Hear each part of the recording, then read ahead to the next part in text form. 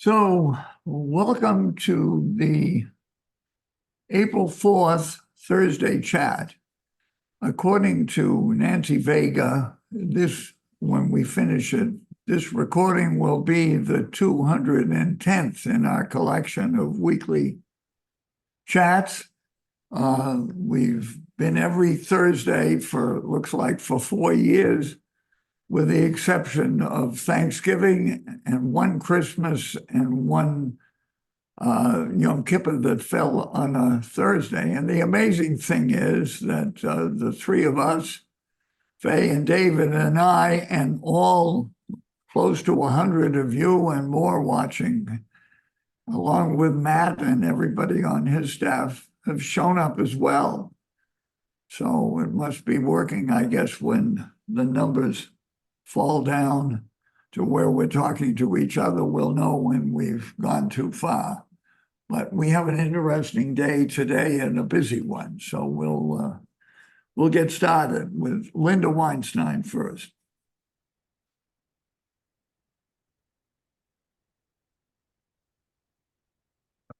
You got to unmute. Oh, my God. I don't have Linda Weinstein. The sound is missing. I'm here. Okay. I don't know, Jerry, your sound is missing. How do I get the, oh, here it is. Go ahead. Is that Linda? There we go. I'm Okay. sorry. Are you calling on me? I am calling on you. Okay, thank you. Very briefly, hi to everyone. I just wanted to note to our Team Climate members or potential Team Climate members that there is no meeting on Friday, April 5th, this coming Friday, which is when we usually meet. That meeting has been canceled in spite of what you're receiving by other means. And the second thing is that Steve Popper and I are running for town meeting in Dedham. And we appreciate the votes you have already cast for us and those that you might cast before the election, which is in person on April 14th. Thank you. Thank you. So Sharon Gouveia. Gary, I have a question first. Usually when you start recording, a thing comes up on my screen saying it's being recorded. I didn't see that today, and maybe it's just I missed it. It is being recorded. I see it here, and I appreciate your Okay. telling me that because All right. Well, I do have an announcement in addition to that. I want to say hello to all my fellow travelers. I want you to get your passports out, pack your suitcases, because the Wind Down Travel Agency is going to Italy on April 15th at 4 o'clock. Let's meet in Great Meadow Hall to enjoy the sights, the sounds, and the tastes of Italy. Please come, all are welcome. Thank you. Okay, thank you. Mayor Fine, you have a question? Yes, Linda, the election is April 13th, not the 14th. Oh, I stand corrected. Thank you. Okay, thank you very much. Terry Union. Right. You have to unmute, Terry. I'll do it. Go I've ahead. got it. Okay. Yeah. We both did it. Okay. Can you hear me now? Okay. Yeah. So I'm delivering a message from the Environmental Committee, and it has to do, of course, with what is going on in our atmosphere and the danger of the change in climate. And I know there's some people don't believe that it's a issue, but it is a huge issue, and it's primarily the result of all the carbon dioxide emitted by all of the fossil fuel industry that exists all over the world, plus other entities, but that's one of the largest. So I just wanted to let you know that to help you preserve energy and help diminish some of the fossil fuel emissions, we prepared a paper that's going to be put in everybody's cubby that you can use as a reference. And these are items that we use every day and the amount of energy they consume and how we can control that amount of energy by being more conscientious of how we're using our computers and our phones and our stoves and our refrigerators, whatever it is that's using energy. And so we can do our part to hopefully make some little dent in what we are going to be leaving to our grandchildren if we don't do something about it worldwide. But those of us who live here are all certainly engaged and concerned, and maybe this will be a means of helping you keep up with the means of fighting this whole disaster that awaits the earth. And I'm sorry for the very happy message, but it's an important one, and thank you for listening. Thank you, Jerry Somers. Thanks, Jerry. Just as an aside, I'm a new resident here, having moved here on January 18. Being introduced by Jerry makes me smile because when I was in high school, I and a friend were responsible for cutting Jerry's lawn when he lived on Martha's Lane, Brookline, and he fired us. So this is retribution. I've been here since January 18th, and I was asked to join the Newbridge Association Fund Committee by Michael Ross, its chair. And I accepted because I felt it was a good opportunity to show my appreciation to the outstanding staff that I've already encountered since my first day on site here. I feel fortunate to be living here and have my life enriched not only by the residents really, but by the exceptional staff that we have that appears to be very responsive and responsible and caring. From day one, the kitchen staff and the wait staff seem to be very kind and attentive, and the maintenance staff and the housekeeping services were very helpful to our moving in.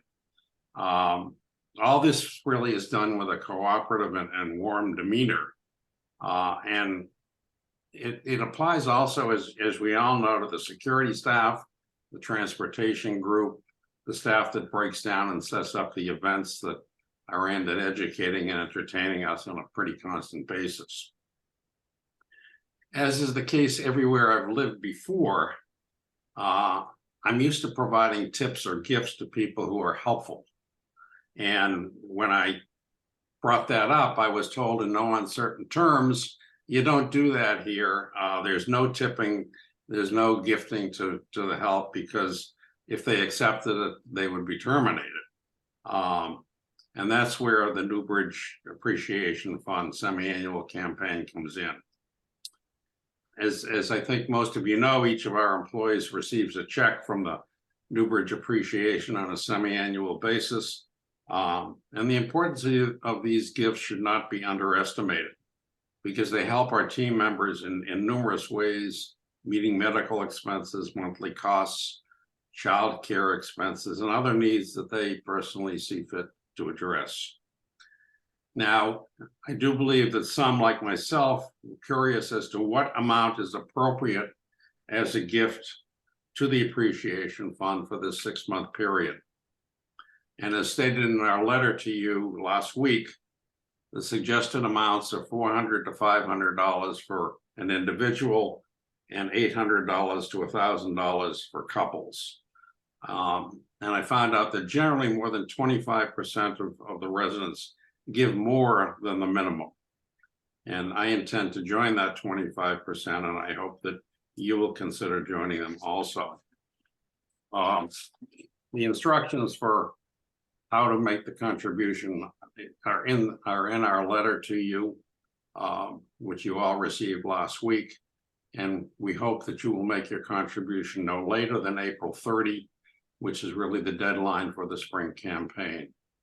And I and the rest of the committee look forward to receiving your expressions of appreciation to our staff. Thanks, Jerry, and I sold the lawnmower. Well, welcome here, and I'm still trying to figure out, I don't think I fired you. I think I decided you were too expensive and I had to do it myself. It's probably $4 a week then. So Barbara Goldstein. Thank you, Jerry. Today it's my role to present you with a summary of what happened yesterday in the dining committee meeting. We discussed many different subjects, and some were resolved and some are ongoing. But one of the problems that we had discussed before, where your receipts may have been inaccurate because certain items were not being rung up, you didn't get charged for various things. This has been addressed, and we feel that it has been taken care of.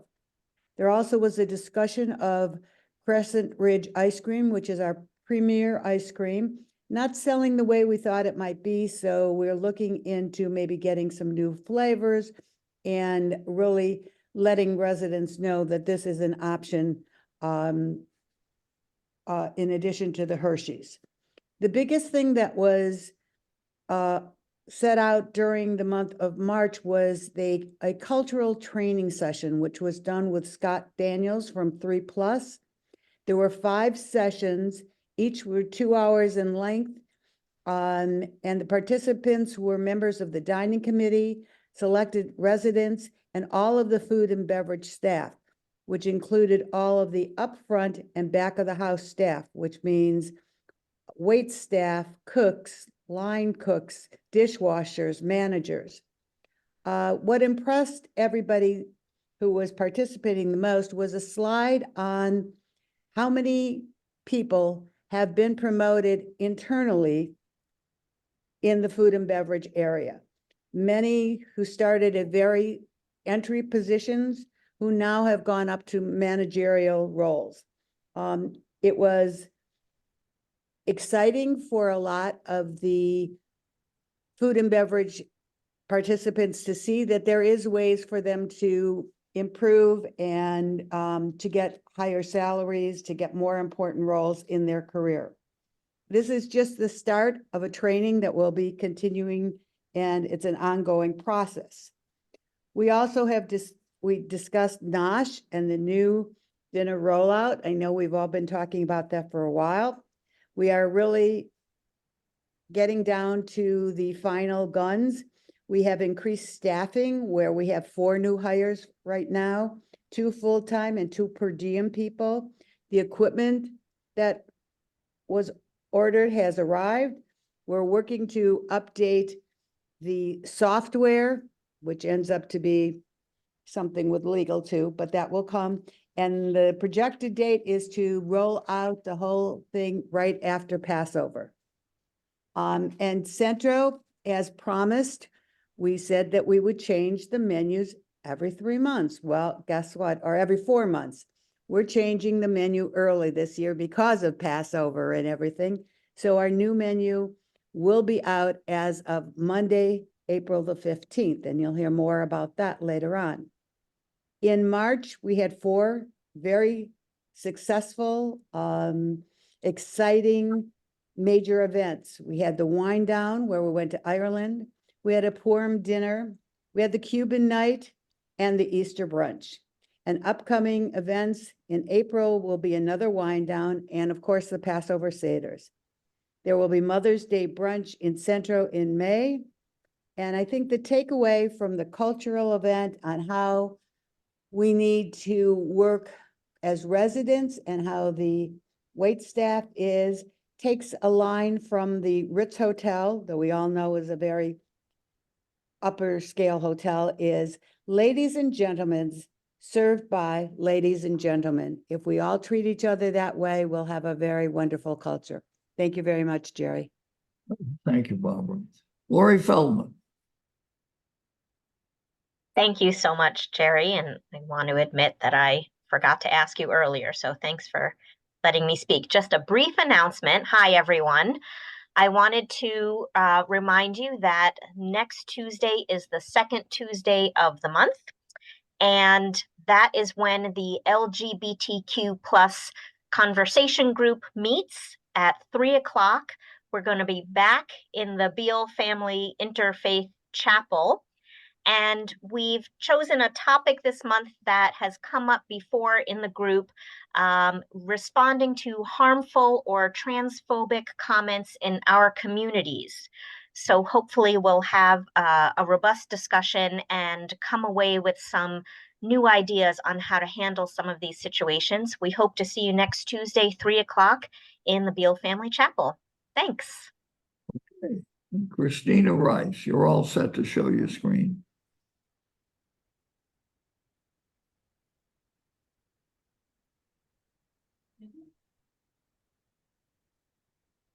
But we don't hear you.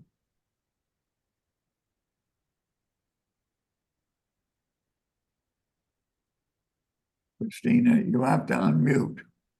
The picture is good. All right, sorry about that. I have 3 screens in front of me, so I get a little lost sometimes when I'm presenting. All right, everybody, so let's see. I'm going to give a quick update about the resident satisfaction survey. So a lot of this you heard last week, so it may not be new information, but reminders are always helpful. So the rollout is going to start on this upcoming Monday. It's going to last 2 weeks, so April 8th through April 21st. There was some talk about extending it to maybe lasting a little bit longer, but because of the Passover holiday, it is going to end on the 21st. So don't wait too long. Take the survey as soon as you get it. And as just a reminder, prior to COVID, this was an every year annual thing. And since COVID, we've been a little delinquent, which means we really want your feedback. We want to hear what's going well and where we can improve. And this information that you share is just so super critical to the programs and the services we offer here. So make sure to take the survey and to have your voice be heard. So this is the survey that you will see around campus. It is already uploaded onto Touchdown. It is posted by a few of the mailboxes, although I haven't made my way to the villas quite yet. This is kind of the info sheet on how you can take the survey. The easiest way to take the survey is to get the email link directly from the company, which is Activated Insights, and the email will come from support@activatedinsights.com, and the subject line will say satisfaction survey. When you click on that direct link, you do not need to add any survey codes or information. You simply just get to take the survey right away. If you want to use the QR code or to go directly to the website, you absolutely can. There's just one extra step, and that is entering your survey code. So each and every resident that lives here is given their own individual code. It is first name, last name, and apartment number with no spaces. And the first name and the last name, each letter, the first letter is capitalized. So if you used my name, Christina Rice, we'll say I live at 5000, capital C, capital R. All one word, no spaces. And this is full names, not nicknames. If there are any issues, any hiccups, anything that comes up, you can always email, call me. And there will be a few other people that you can also reach out to for help. Obviously, anybody in community life, Joe at the concierge desk, Mary, they can all help you find your survey codes. In addition to that, we will also be offering some help sessions. So the one thing I'll say is you can't say there's not a lacking of help sessions. We will have one every single day. Most of them will be found by the fireplace. A few of them will be down in the winter garden. We'll have some sessions during regular scheduled programs like Coffee Connection. We're also going to be having an ice cream party. We figure if we feed you some ice cream, we're more inclined to get you to come down and fill out a survey. But these signs will be posted again on Touchdown. They're going to be already on the weekly calendar and located around the building. Again, here's the flyer for the ice cream party. So next Thursday, April 11th, 1:30 to 3 in the Winter Garden. Mayor, do you want to ask your question now? Okay, you want to take it down and we'll see if there are any questions. I can't see. On the previous slide, you didn't update the time. Only you would notice that, Meyer. There was one little hiccup. I made an error in the time, but I fixed it on all the printed versions.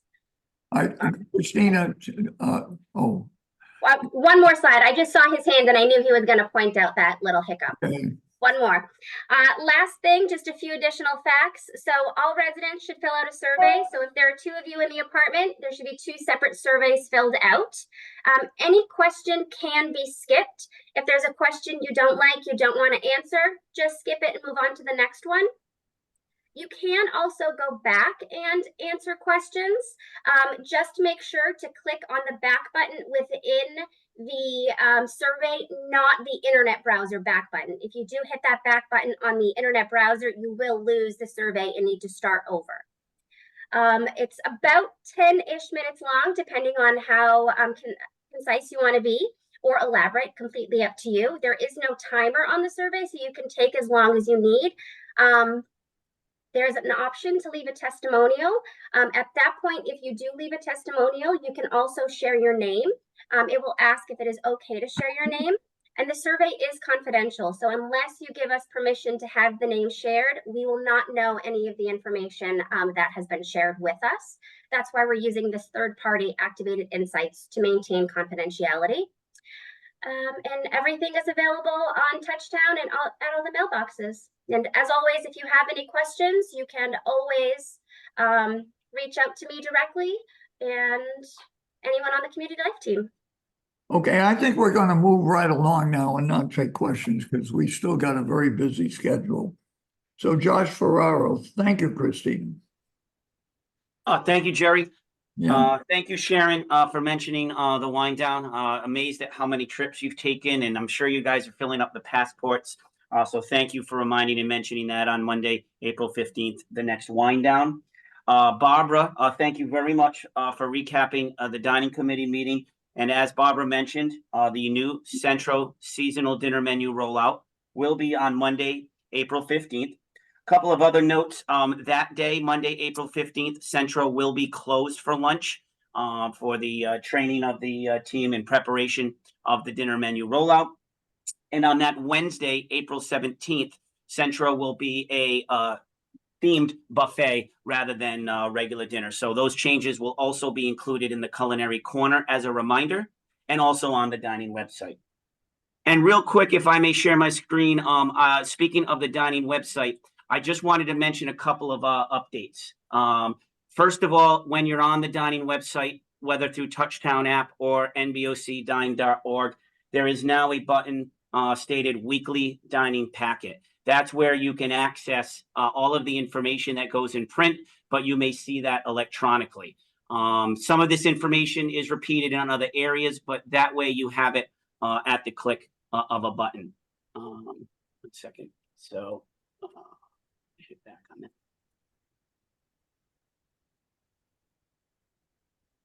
The next that I just wanted to quickly, I've heard some feedback from the residents about the online registration and ordering for the Seders for Passover. The process is very similar to Purim, and we saw almost 100 residents sign up that way. So if you're wondering the process or didn't sign up for Purim or just need a recap, I'll do a brief summary. If I go too quickly or you have any questions, myself and Chelsea are both available to support and help if needed. If you wanted to register in order for the Seders, you simply go to the upcoming events on the dining website. You can scroll down, and this shows multiple events, including some that are more informational. You would pick which Seder, or both if you're looking to, but you would do one at a time. I'm going to look at the first Seder. Now it says get tickets free, so that means registering is free. You will be charged for the meals that you choose, but doing this process is free.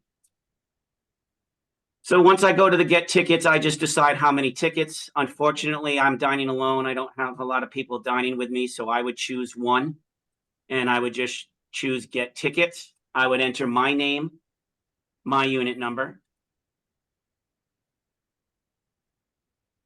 I would pick my meal selections, so I'm going to do soup, beef brisket. I'm going to do fruit cup. And then since I'm dining alone, I'm going to ask to maybe be seated with someone else that has invited me.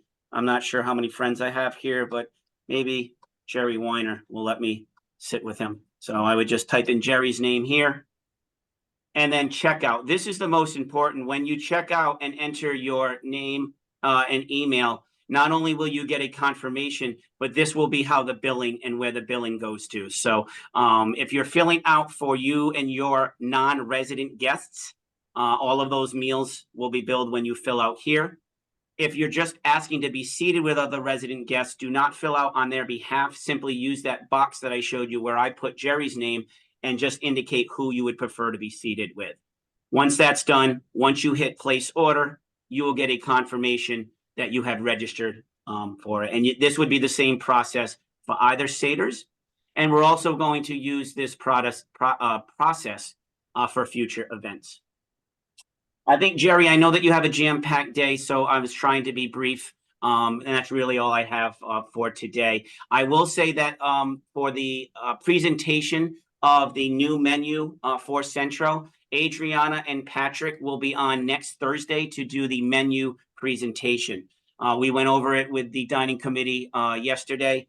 There will be some training going on, but next Thursday on the resident Zoom chat, Adriana and Patrick will review the menu, and then it'll be uploaded on the dining website for all to view. Thank you, Jerry. Thank you, Josh. So now we go to a very interesting PowerPoint presentation by Mary Jane Milner with her partners, Josh and Matt. Go ahead. And then finally, we'll have Matt Hollingshead give his report. Mary Jane? She's muted, Jerry. I can see her on the screen. She's still muted. Go ahead. You're all set now, Mary Jane. Go ahead. All right. I need the screen. Here we go. Thank you, Faye.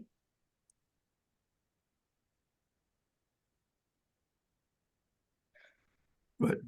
Living in an environmentally responsible way at Newbridge. Josh and I will talk about food-related matters. Matt will speak about energy. Next. Earth Month at Newbridge, April 2024. We at Newbridge add our voices and our actions to the environmental cause, so important at this moment of world history. We will highlight our efforts as we also bring important information about the health of planet Earth throughout April, during what is recognized and indeed honored by millions across the entire world since the first Earth Day in 1970 as Earth Month. Next. Thank you, Mary Jane. As we talk through this, the mention of food waste and how we handle that here at Newbridge will be referred to. And, real quick, when we talk about food waste in our kitchens, it just doesn't mean that we are throwing things away because we over-ordered or something wasn't consumed. I like to think of it as food byproduct, the parts, skins of vegetables and fruits that you don't use for food preparation, things like egg shells, coffee grounds, some of that which is similar to your own homes. That is what we are trying to capture in addition to any food that gets thrown away. But it's not just waste, it's also food byproduct. And I think we can go to the next slide, please, Faye. So this just shows the Newbridge kitchen. This is some of the, again, food waste byproduct that you may see in our kitchens. And this is in my cottage. We have orange peels, coffee for my morning coffee, the tips of asparagus or the ends of them, and a chicken bone because bones are compostable. Next. So we've got trash and treasure. So trash will be the items that cannot be composted. They take space in landfill. They take a long time to break down. And so the treasure for us is working with our partners that compost Zero and taking the food product and keeping that bulk in tonnage. And we get quarterly reports, which we will be happy to share when we have them, of how much we are saving space in the landfills by using the food product and composting it in the tonnage. So that's the trash versus treasure. Next slide, please. The garbage you see here, cantaloupes, rotting lettuces, and cabbages, has been delivered by the Zero truck to a very large open area where it essentially cooks and rots. After 6 months of exposure to the wind, rain, sun, and regular turning by backhoes, the garbage breaks down day after day to ultimately become exquisite fertilizer for our gardens. So useful and effective, it is called black gold. Next. So here are some pictures of our culinary teams, all of whom are involved in this process of collecting food waste byproduct for composting. So from our cooks as they're preparing and making sure that their food byproduct goes in the right receptacle. And then our stewarding team who takes some of that food byproduct and puts it into the Sero barrels, similar to what many of you do from your residences and in the other Sero barrels, and then it is brought to the specific collection for Sero. Next slide, please. In the Nosh trash bin, a mixture of plastic spoons, scraps of food, used paper plates, straws, dirty napkins, a mess of trash. Where can it go to become useful? Next. First is sort into 3 categories. What can be recycled? What is trash? What can become compost? Each category except trash has a useful end product. Next. So with that, we are looking and have ordered and had been looking for the right receptacle to be able to help the sorting process that Mary Jane just mentioned within the Nosh area. So this is the one that we have ordered. It has a spot for trays, and then each of the receptacles will be clearly labeled of what can go where. And this will obviously help us with the sorting, making sure recyclables are recycled and compost goes to compost, and hopefully limiting the amount of the trash. Next slide, please, Faye. And then what we're going to discuss now is the future. Right now, we do use a compostable, in the Nosh for lunch, a compostable container, which is a great start. But there are many things to consider down the road and options that are available to us to broaden and expand. Some of it because it's the right thing to do in being eco-friendly and environmentally sound. But we also want to stay on top of mandates that we have seen in other communities and anticipate may be applied.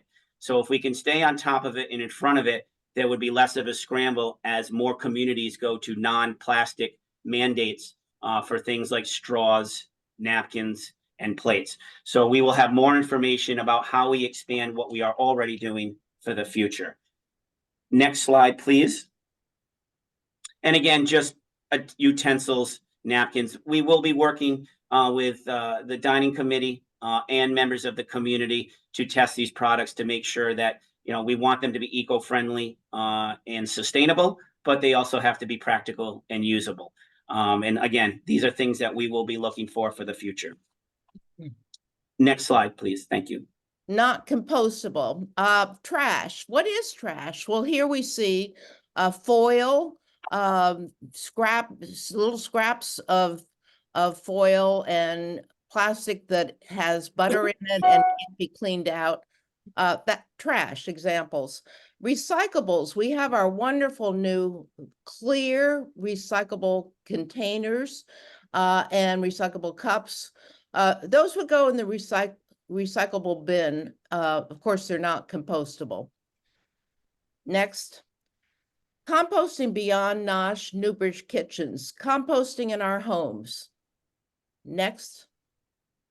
For composting, here's Sero's list of compostables. Think organic. Composting food scraps, meat and dairy, coffee grounds, tea bags, all those things that we use or eat in our kitchens. Please do not put any plastic or packaging of any kind. No bottles, no glass, no metal, because of course they can't be recycled or composted. Next, please. It's been brought to my attention that some residents are putting great loads of newspaper and cardboard into the recycling, or the composting zero bins. Don't do this because it mixes up the amount of, that is able to be compostable. So we can only put those organic things that I discussed, the meats, the fruits, the foods into the composting bins. Getting started, here in my kitchen, I have my coffee filters, I have my eggshells, onion skins, all those are great for the composting, and they go into my composting pail. Next. If you live in the apartments or the villas and you have your bag, these are called bio bags that are compostable, and you want to take them to the zero bin, that zero bin is next to the elevator by the fitness center in the garage. So these are our apartment and villa composters. Next. And the cottage composters outside the clubhouse, the same thing. They're using their biodegradable bags to carry their compostable food up to the bin. Thank you. Next. A true celebration of our Newbridge composters, proud and happy to be doing their part to restore health to the planet each and every day. If you're interested in becoming a composter, talk to one of these folks, send me an email, give me a call. We're happy to expand our ranks, and every bit that we do helps our planet. Next. Over to Matt. Hello, everyone. Mary Jane, thank you for the wonderful presentation. It is amazing how much we do here in this community, particularly with a focus on green initiatives and making sure that we're sustainable. And a lot of this is driven from all of you. So thank you very much. It means a great deal to be part of a community that is so focused on the betterment of our planet. So one of the areas that I focus on pretty heavily is energy usage here on the campus, because number one, obviously it impacts our Earth, but number two, it's got a very real cost in terms of our operations and how we manage this community. If we could go to the next slide, please, that'd be great. And we can go to the next one as well. I'm going to talk a little bit about some of the initiatives that we have undertaken here at Newbridge and some of the design and thought that went into building this community. Many of you may know that we have geothermal wells here on campus, and these are really, really unique energy savers, these systems. You may typically have gas in your home or oil heater, and in some cases, electric heat and heat pumps are really becoming quite a thing. But here at Newbridge on the Charles, we have geothermal wells. And the way these work is they use deep down in the ground, they use what's called a heat sink, and they pull the energy or the heat up from the ground when it's hot in the summer months or whatnot, and pull it through a closed loop system. And then we use that tempered water, whether the temperature is higher or lower, depending on the season, and it takes less energy to bring it up to a comfortable temperature in your unit. So for example, if we're drawing water from the ground in the summertime, and that water is already, let's say 70 degrees, and you want it at 65 in your place, that water comes up, we bring it down to 5 degrees, we're only heating that 5-degree differential as opposed to bringing that temperature all the way down. So here on campus, we use geothermal wells, and there's 1 million square feet of enclosed conditioning space here. So that's a lot of square footage. We utilize over 400 heat transfer wells. So when this campus was built, these wells were put in, and there's a projected gas savings of 50% and a 34% CO2 emission reduction, which is absolutely incredible. So that equals about 18 million pounds per year. All the building heating and cooling systems, except for the cottage community in 29 and 80 Newbridge Way, as well as the President's House, are on this system. So if you live in the villas or the apartments, this system is functioning right now for us. Particularly, this is in our common areas. So this was a really brilliant design. For those of you that know geothermal wells, this is way ahead of its time. A huge capital outlay in the beginning when you put these things in. but the return on investment is just absolutely incredible. Next slide, please. So there are 2 fields here on the campus that have the geothermal wells. They are not visible, they are underground. The first field is located at the entrance road to the villas, and it extends all the way to the end of the 3000 building, and there's 168 wells in that. The second field is located under the parking lot of the community center, and there's 240 wells underneath that. So just think about that. When you look at the space here at Newbridge, and it just looks like open space with natural foliage and whatnot, there's actually systems underground that are working to our advantage and using what Mother Earth has to offer. And then we're taking that and we're either increasing or decreasing the temperature from there. And it's very cost effective, incredibly efficient. The wells are 500 feet deep and they're no closer than 15 feet apart. We go to the next slide, please, Faye. Thank you. So this is a closed loop system, meaning that it keeps pumping the same water back through the same system. And each field has a separate well or a header for the well. The condenser water that feeds all the HVAC systems is basically done by the same associated pump, meaning there's a giant pump that pulls this water through multiple wells and circulates it through. There's a total of 450 horsepower. Think about that. 150 horsepower. That is a humongous pump.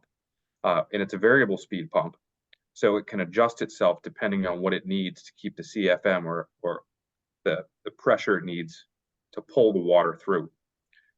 There's 2 pumps for each field with a maximum flow rate of 1,900 gallons per minute.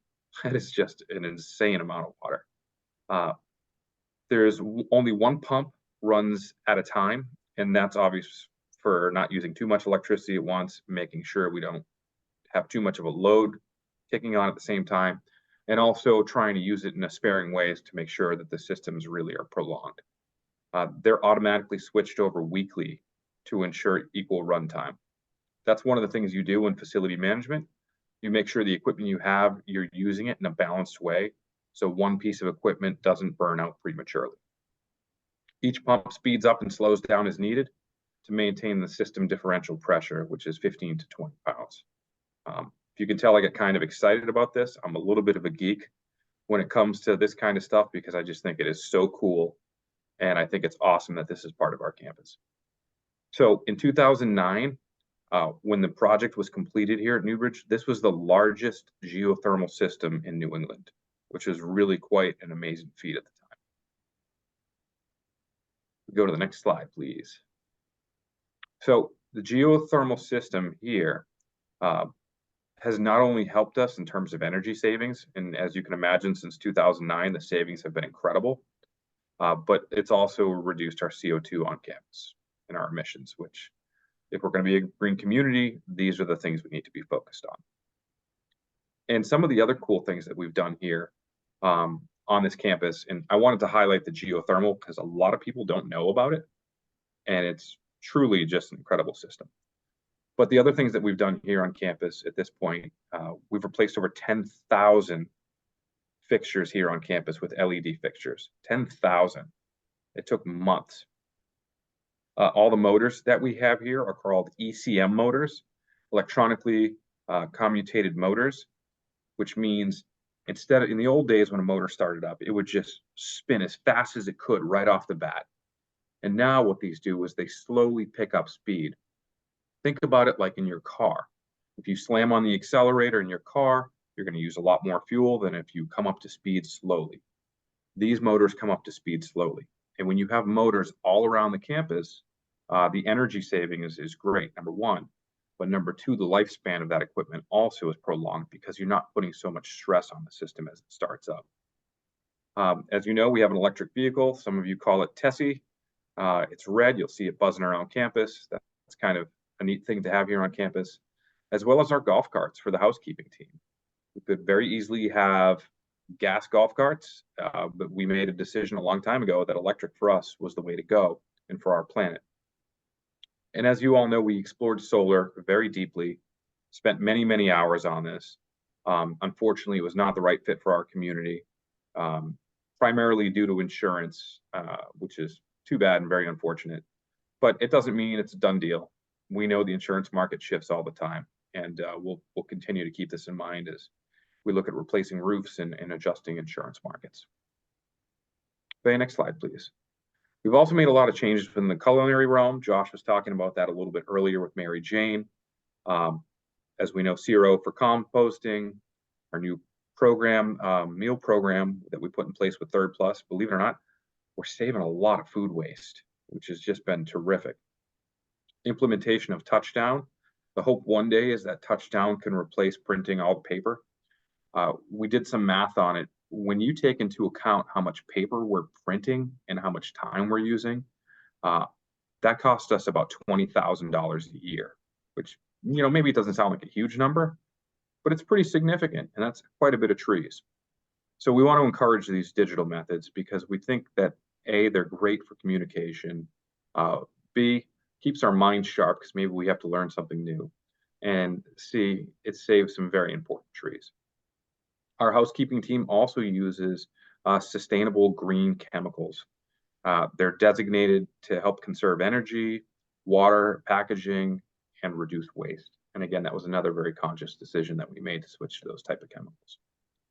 In terms of recycling, I think everybody knows we've got recycling all around the campus. We put a lot of man hours into making sure we empty those bins and make sure that there's opportunities for us to recycle. Annually, we do the electronic recycling, which is arranged by the Sustainability Committee. Thank you very much to all of those members. Battery recycling is at the concierge desk. So if you need to dispose of any batteries, we will have them recycled through Granger. The textile donation bin, which is up in the P1 parking lot. Thank you to the Environmental Committee, Mary Jane and Fernando for getting that in place. Victor and his team do the drug take back event, which is another annual way that we reduce waste. And then our residents who do the amazing plastic bag, the plastic bag recycling. So the future of sustainability here at Newbridge. We are completely, obviously, dedicated to sustainability. We're doing everything we can. We try to make sure that the function of whatever we're doing matches the form of what we're doing. And with that, we've been focused on the EV fleets. We're looking forward to installing some EV charging stations in the very near future. We're almost complete with the preliminary work on identifying the locations for those. The hard part of those is figuring out where to tie in. Where's the main electrical source that you tie in? Because you have to have quite a bit of power there. At this point, we have identified that they will not be in the parking garages because the fire department does not want them there. So we will start with out on the parking decks. And once we have the finalized locations from the organization we're working with, we'll let the community know. And then lastly, just a huge amount of appreciation to this community for taking green initiatives, sustainability, and the health and wellness of our planet so seriously. Not only does it impact us, but all the generations to come. And so with that, I'd be happy to answer any green initiative questions. If there are none, I'll move to my next section. You have another section, or you're talking about your regular? Well, so my next section, Jerry, is talking Newbridge in general, not green initiatives. But not with this PowerPoint. Correct. Okay, so I think to see the questions, we'll take down the screen sharing. If there are any questions, yes, Sid Josephi. I just want to point out that although the containers are now all clear plastic so they can be recycled, people in the greater Boston community are still interested in using them for distributing food to the homeless and hungry and family gatherings. So you have the choice of either just putting them in the recycle bin or continuing to put them down in paper bags behind the concierge desk. Please open them up and stack them inside of each other. You can get in 40 containers rather than 4 in a bag. Thank you. Thank you, and thank you for what you're doing on that score and have been for so long. You're welcome. Okay, I guess we'll move on. Thank you. And Sid, sorry to leave you off there. That is absolutely incredible what you've been doing there. General Newbridge updates. So on Saturday at 2 p.m. in Great Meadow Hall, The hospitality and community life teams, see that, the hospitality committee and community life teams are hosting what's called the New York Times Connections. So please, if you're looking for something to do, Saturday at 2 p.m. in Great Meadow Hall, it's going to be a fun event. Please feel free to show up and join. I think it's going to be a really good time. Okay. Monday is not only survey day, it is also Eclipse Day. I think everybody at this point knows that it's Eclipse Day because it's been pasted absolutely everywhere. But with that, I wouldn't be doing a very good job as an executive director if I didn't remind everybody to make sure that they use the appropriate precautions if they plan on looking at the eclipse. Now, what that means is making sure that you have eclipse glasses, which you can purchase for very cheap money from Amazon. I just got some 2-day shipping, but you want to make sure that they're ISO certified. There are some knockoff ones floating around out there. Make sure you get the real ones. Or if you're really feeling up to it, you can get creative and learn how to poke a hole in a Post-it note or a piece of paper and look at the reflection of it on the ground. But please remind yourself and your neighbors, it is never safe to stare directly at the sun. So just a little public service announcement there. Another update, we heard from Dedham Pharmacy. Good news, they've got their billing issues squared away with United Health. So we are now just waiting on a firmed up date that we can host our COVID-19 vaccination clinic here on site. For those of you that have gotten it already, I completely understand, but we are working diligently with them to make sure we can provide this experience here. I want to also give a quick kudos to the culinary department. It was mentioned earlier how much they've been doing, and they've been doing all of this work in addition to what they normally do, which is, you know, serving all of us these great meals, but they're putting on all these events and programs. They're changing the systems they're using. They're getting ready to unroll a new experience in Nosh. They've got all these extra events going on. So just want to publicly take a moment to acknowledge all of that incredible work and share my appreciation for them, because I think it is very impressive. And then lastly, Fernando is going to have his work cut out for him. Here we are in the springtime. It's time to clean up the campus, get the salt off the roads, patch any potholes in the roadways, get the gardens going, turn on the irrigation, make sure none of the heads are broken, make sure the controllers work, line stripe, get the tennis courts going, fix the fencing. There is a lot that needs to be done every single spring. We're on it. We know exactly what has to be done. But in the meantime, I would ask for your patience as we work on it. And if anything is on your radar that you don't think is on our radar, please notify One Stop Shop so we can get it right and we can really enjoy a wonderful time of year. So with that, I'd be more than happy to take things. So Bonnie and Sandy, go ahead. Just wanted, somebody pointed out to us that there are a lot of dogs that might get blinded by the eclipse, so we should be very careful in terms of shades. Thank you. Any other questions? We can get glasses for them. I panicked because I did not see that you raised your hand. Okay. Thank you very much, everybody. We'll see you next Thursday. Thank you, everyone. I'm glad I didn't bore you to death. Thank you. Still 93 on.